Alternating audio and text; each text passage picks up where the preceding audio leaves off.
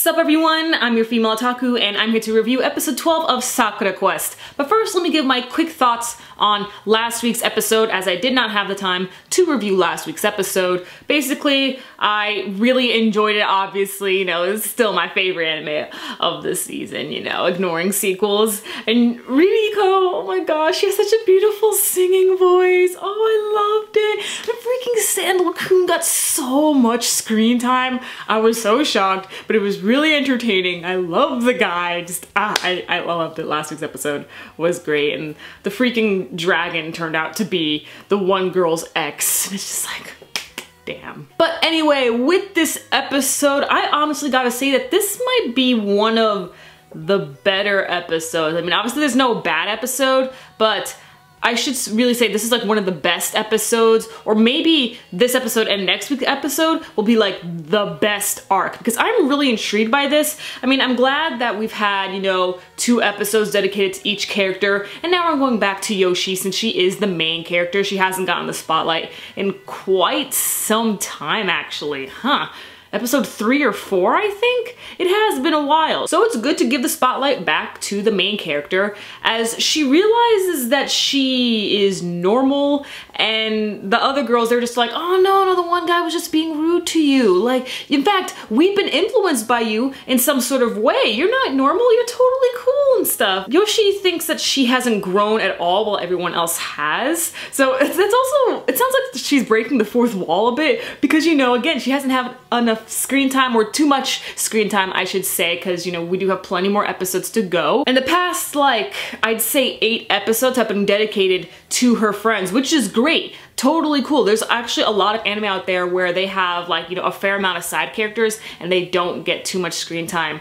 at all, and you can barely call them secondary characters, honestly, because they're barely in the series. So I'm really happy that the other characters have, gotten their development, gotten their shine and stuff, and she's just still like, it seems like everyone else has changed or grown in some sort of way, but I haven't. And what was also really interesting is that during the time she mentioned this, the director of the documentary reality TV show type thing that Manoyama is going to be a part of, he says that everything seems a bit too normal and he needs some sort of drama, which makes sense as he is, a part of reality TV, and TV in general, you gotta put something interesting for the people to see, not everything be all sunshine and roses and everything be, well, boring. So I was afraid that he was scheming something bad, especially on Yoshino's part, because he noticed that no one was saying anything bad about Yoshino, and that's when he just, said that, well, she's just boring then, or just normal, really. So I thought that he was going to incorporate some sort of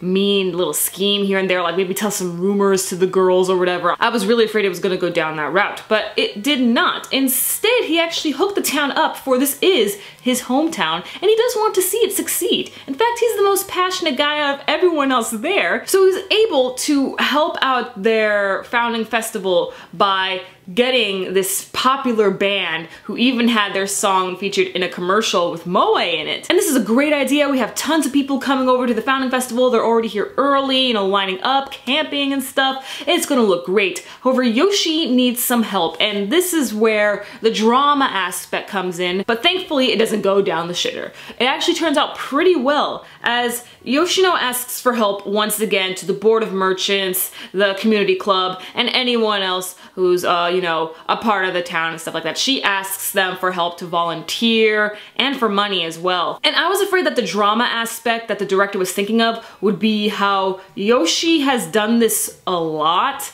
and it's almost kind of selfish in the way how she always asks them for help, but she never takes her group and does something for, the board of merchants, or does something for the community club. She'll work together with them, but it's always her asking them to come and help, and then, they team up or whatever. It's never like, the community club hosting something and they need the help of the tourism board. Basically, none of the other boards ask the tourism board for help. So I was afraid it was gonna go down a route where everyone was gonna be start yelling at Yoshino, being all like, listen, you outsider, you are so selfish, okay? You say you want to do this for the better of the town, however, you haven't even helped us out. But thankfully it didn't. Yoshino kept on pressing on how she's not doing this for her job, but she's doing this for the better of Manoyama, and how this will better not only the tourism board, but each and every single one of these people's shops. And so they all gave in and decided to help out with both funds and volunteering. So I'm really glad that things worked out there, because this could have been